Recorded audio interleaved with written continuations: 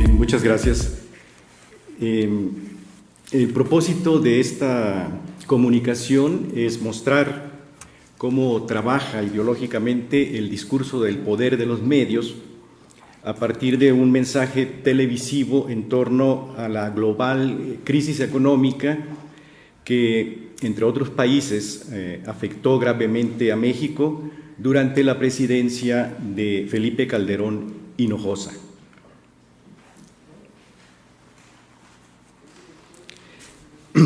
De acuerdo con el enfoque del análisis crítico del discurso desarrollado teórica y metodológicamente por Norman Ferkluk, la cuestión de cómo los medios de comunicación influyen y son influidos por relaciones de poder dentro del sistema social involucra analizar cómo el lenguaje establece puntos de vista particulares de representar el mundo, así como formas particulares de construir identidades y relaciones sociales. Además, Ferkluk propone que cualquier evento comunicativo o discursivo puede abordarse simultáneamente como texto, como ejemplo de práctica discursiva y como ejemplo de práctica social.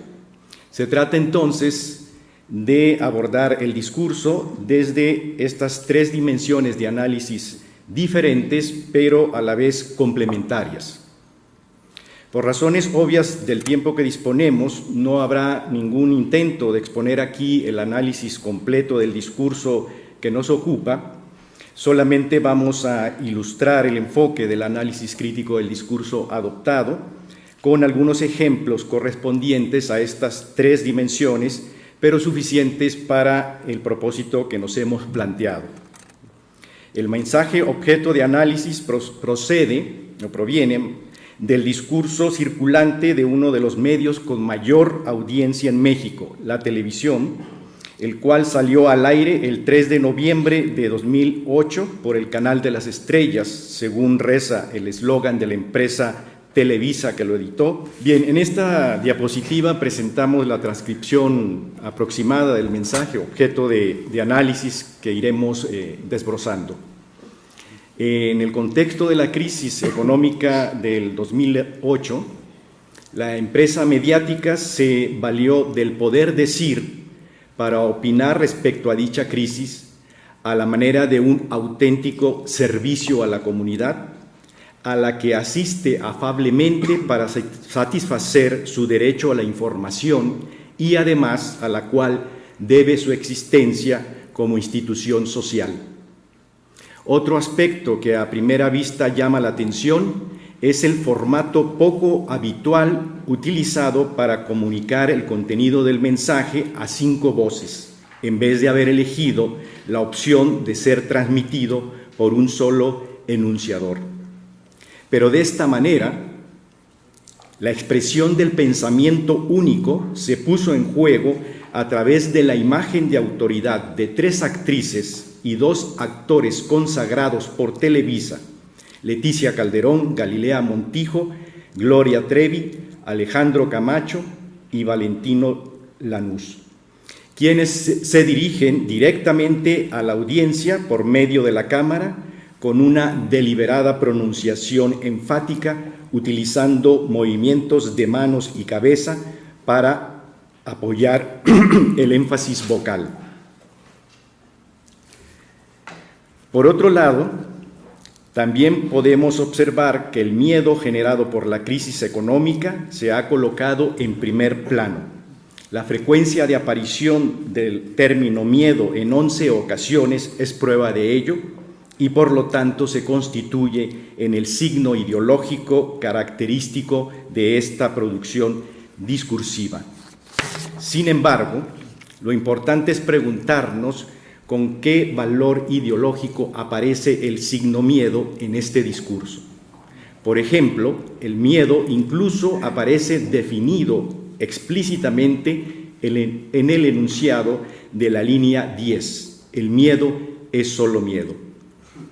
Pero por el contexto de aparición del enunciado, que lo caracteriza como una conclusión,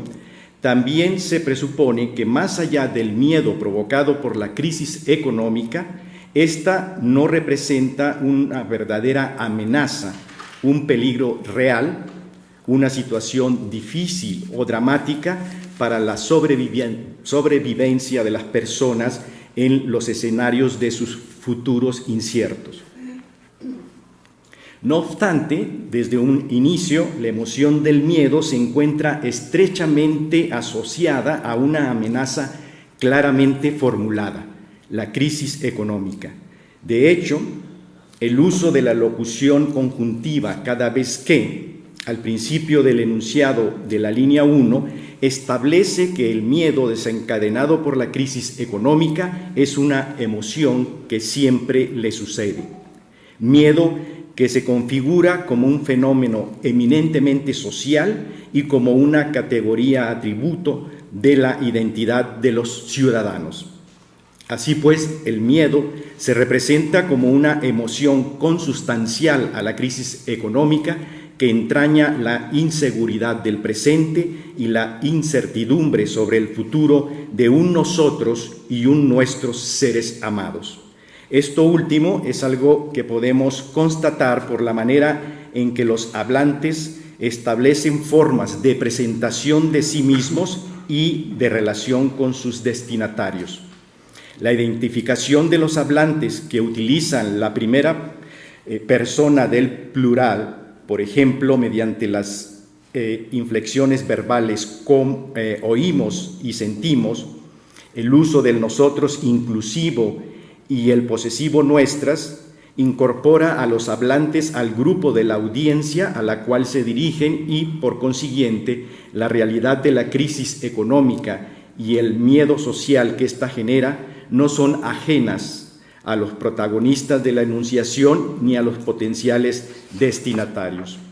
Este uso intencionado del nosotros inclusivo permite, por un lado, la identificación de los protagonistas de la enunciación con los televidentes, ya que tiene marcado como objetivo desencadenar esa transferencia de identificación entre unos y otros, y por otra parte, los hablantes buscan la complicidad de los telespectadores para implicarlos en su punto de vista y que de igual manera se identifiquen con las reflexiones que se les presentan. Pero esto es solo una parte de las relaciones interpersonales y las identidades sociales entre los enunciadores y la audiencia, ya que son más complejas. La cita de autoridad presente en la actividad discursiva de este mensaje constituye una forma de intertextualidad en la que el prestigio de la voz ajena favorece el convencimiento de la audiencia. La cita de autoridad de Roosevelt es interesante porque, al parecer, el locutor se ha unido a la voz de un político experto que actuó como tal. Es bien sabido que Roosevelt pronunció estas palabras para restaurar la confianza en el sistema económico de su país a propósito de la crisis económica conocida como la Gran Depresión, acaecida en los Estados Unidos en 1929. Una cita de autoridad que se consideró igualmente válida y aplicable al contexto de la crisis económica del 2008 como un intento de exorcizar el miedo provocado por esta. De este modo, se instruye a los individuos cómo experimentar, interpretar, internalizar y manejar el miedo relacionado con la crisis económica al margen de sus particulares condiciones de vida y temperamentos. El acceso a este discurso ajeno le da la posibilidad al enunciador de actuar como juez frente al miedo y persuadir a la audiencia para que ésta actúe en consecuencia con lo que se le propone. Al ser la cita de autoridad un enunciado deónticamente modalizado, manifiesta que impone la obligación de realizar la acción descrita en el enunciado, tenerle miedo al miedo mismo como una demanda sobre la conducta a seguir. Por otra parte, en las líneas 7 y 9, el discurso representado es acompañado de un razonamiento para convencer de la validez de la opinión contenida en la cita de autoridad. Es decir, se presenta un argumento justificador a favor de la opinión o tesis contenida en la cita misma. La conectiva argumentativa ¿por qué? Tiene el significado de es prueba de e introduce la justificación del acto argumentativo por la cual a lo que más miedo deberíamos de tenerle es al miedo mismo. Es claro también que la prueba del argumento refiere que el miedo, pero no la crisis económica que lo genera, posee un carácter peligroso, se convierte en una sensación de impotencia y una tendencia a bajar los brazos ante los efectos negativos de la crisis económica porque paraliza,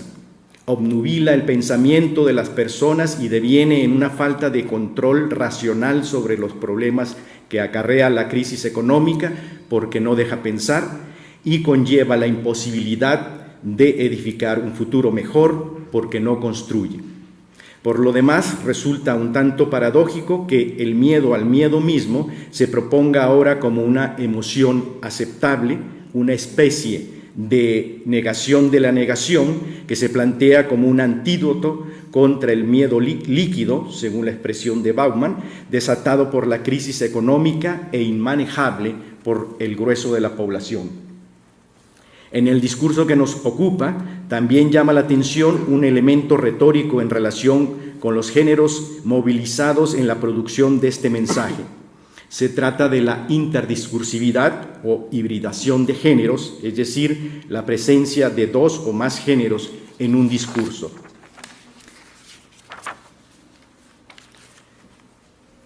Conjuntamente con los segmentos explicativos y descriptivos, esta hibridación es más evidente en la elección del género narrativo que se introduce de manera prospectiva mediante el uso perifrástico, marcado tanto en la pregunta retórica como en la respuesta que le sucede. Así, el momento narrativo de este fragmento representa un aspecto del devenir cotidiano de la vida familiar de este sujeto indeterminado al que se interpela,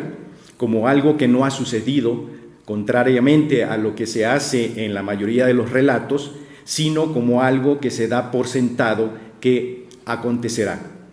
Como podemos observar con este relato en el que ahora el destinatario protagonista del mismo ha sido inscrito en el discurso a través de la segunda persona singular generalizadora, nuevamente se reitera que si bien la economía del país ha colapsado, el miedo que las personas sienten es un miedo infundado, pues la crisis económica no tendrá la menor incidencia real en la vida familiar que continuará su curso normal. Así pues, esta suerte de relato relativiza el virtual miedo de las personas a quedarse sin empleo o, en última instancia, minimiza el malestar generalizado respecto a la inseguridad económica que se asocia con la crisis económica. En suma, distrae y silencia la delicada situación por la que un gran número de familias podrían estar atravesando a consecuencia de los efectos negativos de la crisis, frente a los cuales metafóricamente se pondera partirse el alma trabajando.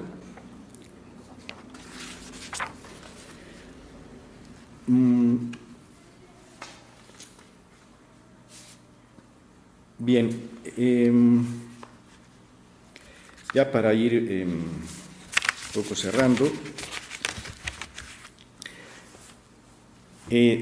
otro aspecto también es el relacionado con la forma de trabajar,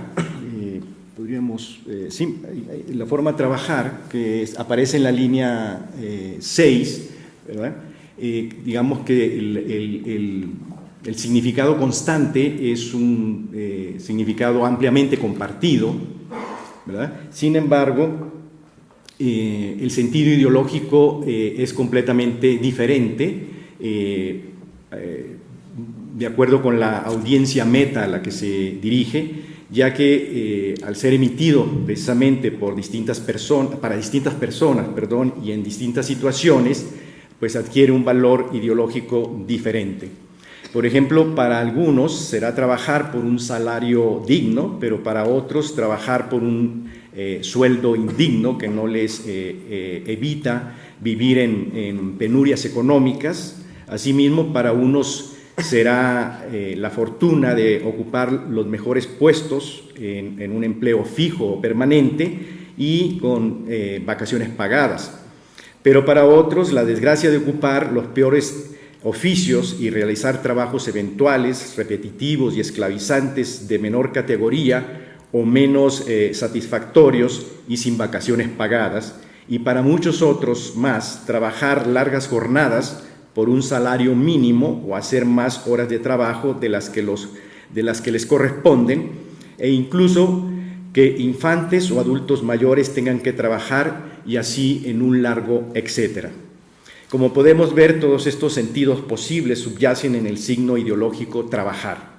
Pero aunque ningún individuo que tenga algún tipo de estos trabajos es un desempleado, que es aquel que carece de empleo, en este mensaje ha convenido obviar la realidad existente del desempleo, así como el hecho de que algunas personas hayan perdido su empleo o no puedan encontrar u obtener algún otro como consecuencia de la crisis económica. Y para ir cerrando, podemos concluir que la instancia mediática se ha encargado de exorcizar el miedo social generado por la crisis económica en la que se encuentra inmerso un gran número de ciudadanos, a quienes se les ha planteado hacerle frente a la misma con su fe en el trabajo y el amor a sus allegados por delante, mientras permanecen a la espera de que el gobierno virtualmente se ocupe del rescate y el anhelado crecimiento económico para hacer realidad la expectativa de que las cosas irán mejor, tal como se advierte en este mensaje. Finalmente, esperamos que tras este breve análisis, desde el particular enfoque del análisis crítico del discurso adoptado, al menos hayamos podido mostrar un somero acercamiento a su potencial como herramienta para describir, interpretar y explicar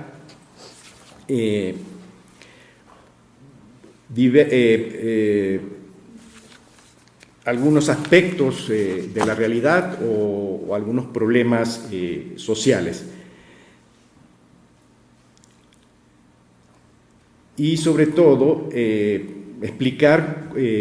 las ideologías tácitas y explícitas de los discursos constituyentes y constitutivos de la realidad y los problemas sociales relevantes,